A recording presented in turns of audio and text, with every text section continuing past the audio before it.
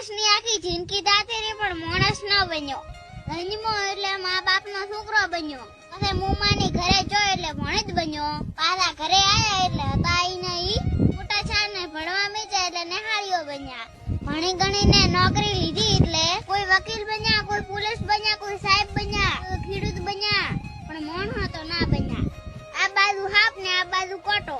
હારે ઠકાણે હગાઈ છે એટલે રમાઈ બન્યા.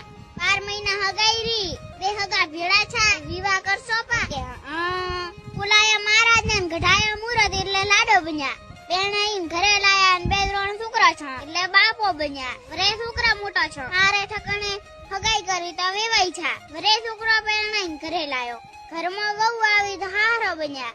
વરે છોકરાના છોકરા મોટા છે એટલે દાદો બન્યા.